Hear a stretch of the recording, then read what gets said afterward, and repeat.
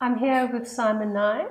Welcome to our channel, Simon. I know you as a craniosacral therapist, and now you've just flowered into this entrepreneur with a company, Foster Welsh. Did your mother drag you into this? Because this is soap making. This is Sandi's forte.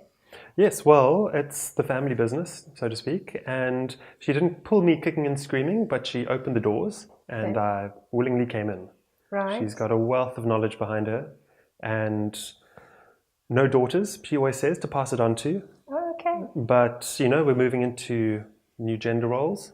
You don't Right. have to be a girl to work with soap. Sure. So, very happy to take this on. And you're still doing craniosacral? Yes, I am. We're going to have you back to talk about that. Yes, my other passion. Yes. Yeah. But let's talk about this passion. I must say I'm really impressed with the packaging, the Foster Welsh branding, the company name.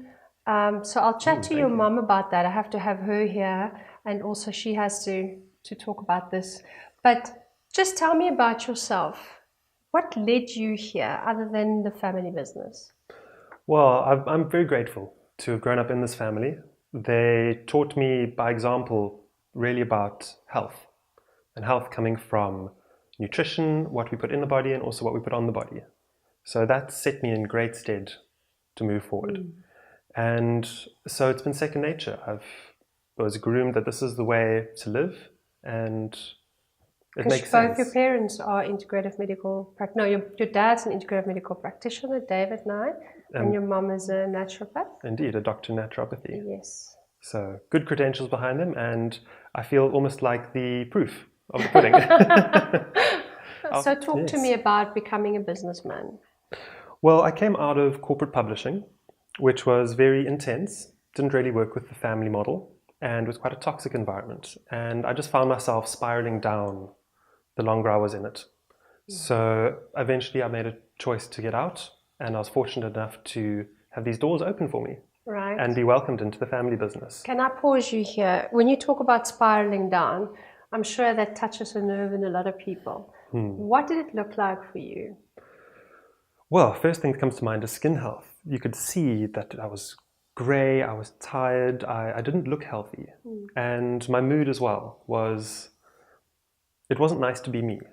Okay. I didn't like the way I would react in situations, the choices that I would tend to make for instant gratification. And it didn't allow me the time to give my best self to my family, which is very important to me. And when it got too much, I realized that I must change. That was at the time when you were a new dad with these little ones. Babies. Yes, interestingly, I actually had a similar experience, one for each child. Do you find that this is it? Is this your passion? Is this what you think about when you wake up in the morning? Is this what you think about when you go to bed at night? I think about it and in between. Right. Absolutely. That's wonderful to hear. It's very nice to be able to live in your passion and career. The craniosacral therapy, sorry to bring that in again, but that is definitely one passion. That is a passion that I'm going to not touch with my livelihood. That's just for me and for sharing with others. Right. The Foster Welsh is the passion that we can build a business and a life on. And so it's like your craniosacral work is giving back. It is. It's more sacred in a sense, if I can say that. To have you back and discuss that in full. Me too. But I mean, when you're working with these beautiful products, I mean, you're surrounded with this most incredible fragrances. It is wonderful, really. I think I've got the best job in the world. I think so too. And what's very heartening is when we work, we get visited by the bees. So that the bees come to the lab? The bees come to the lab. Wow. Or they come to the house if we're doing a little job there. Or wherever we work, the bees get attracted by our ingredients. And that always just makes me think, yes. If the bees think it's good, then I think it's good. Enough for you. Yeah, I get goosebumps. And you've got the liquid soaps, and you have lotion, and it looks like bath salts. So this is a whole brand extension. Exactly, yes. Are you keeping focus?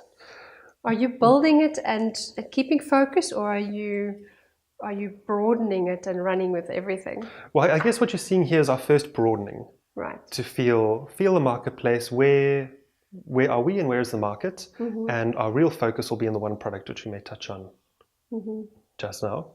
But that draws it all together. Our real key differentiator is that we're using essential oils. So essential oils are not just nice smells. They are flower power. I'm sorry, it just reminds me when I first met your dad many years ago, it must have been 20 years ago now, and he told me that he thought that your mom was doing smelly rubs. He didn't understand aromatherapy. And I'm going to talk to your mom and have an episode with her on aromatherapy. But just to bring me back to this, I think people underestimate the reach this has as far as the environment's concerned, not just because you're not using nasties or you're not testing on animals, but because you also don't have plastic bottles with liquid soap that ends up in landfills. Because that to me is a big issue. Those single-use plastics is the big word at the moment, And this is glass, and it's beautiful. Yeah. Beautiful packaging and beautiful. And yes, it does increase the cost of what we're doing in terms of courier and the packaging. Heavy, I just felt it. But we find people reuse it. Right. So they finish the product and then they keep the bottle. Yes. Or the aluminium is another one that we use. Yes. And I haven't okayed this with the mad scientist, Dr. Sandi. Okay. But I'd like to think of a way to even reuse packaging and refill. Offer that as a service. Definitely. We've got to be creative and innovative. And even single-use glass might not be good enough. Yes. So always thinking. Yeah. These are the thoughts that come up. For sure. How do you compare price-wise? Price-wise, well, if we compare apples and apples, we are at the quality level of the Crabtree and Evelyn's of the world. Right. In terms of what they're using and how much they're using in it. But that is imported and that price tag is quite high. So I find competitively, we are one of the few natural product makers. We're not the only ones. I do know there are other good people out there.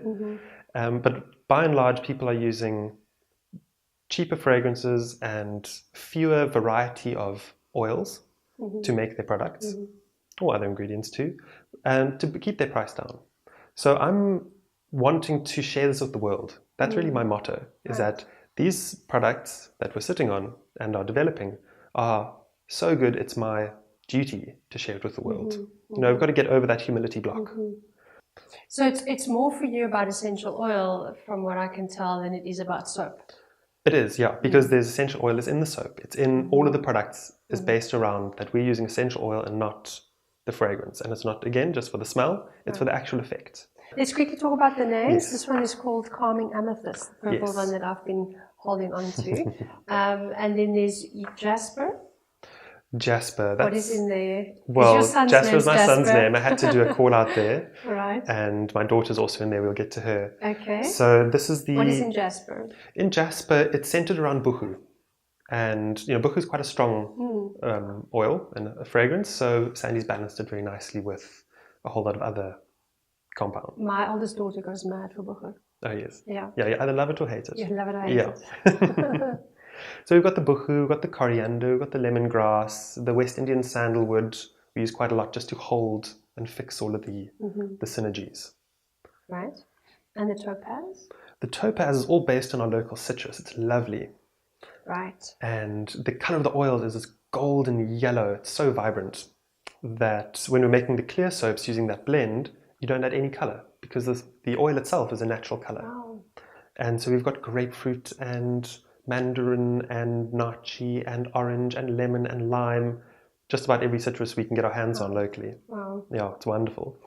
And this is rose quartz. Rose quartz, yeah, that's got one of my favorites, the rose geranium, which is local to our fynbos here. Yeah. Yeah. That's an incredible scent. So that's the main scent you'll be getting from the rose quartz. Okay.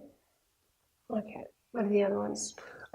Jasmine is my utter favorite. I'm a boy, I like flowers, and I'm proud of that fact. There's nothing wrong. And this is one I had to make, because jasmine is just so utterly delicious. So, interesting Christmas gift choice here. Right, sapphire. Sapphire, that's probably one of our best, I can't say best sellers, because this one isn't out yet, but we've sold the soap before in a different form. Right. So one of our favorites is sapphire, as well as the jasper. And that's using Elixir. So it's exotic verbena. It is originally from Madagascar. I'll get Sandi to double check that. She's the scientist. And it's just so lovely. It's so different and fresh, a bit of citrus. And I love to wake up with that. Okay. That bar. And then this one here. This is a different looking soap. Yes, that's our gold ingot. Gold? Our gold ingot. It's part of Okay. our Aurum range. So we've got the same fragrance in the soap here as well as in the liquid soap What is in and the there? lotion. It's based around Peru balm, which is, well, let me start with it this way. When you go to a shop and you smell all the soaps that you generally get there, there's often that powdery baby powder smell, which is totally fake, doesn't exist in nature. The closest we can get is Peru balm, which actually has this powdery softness. Right. And so we thought, well, okay, well, people are used to that smell. Where can we find in nature that approximates but surpasses it? And there we've got our Peru balm. And it's just lovely. I'm sure. If only smells could translate onto Yes, yes. the video. Wow.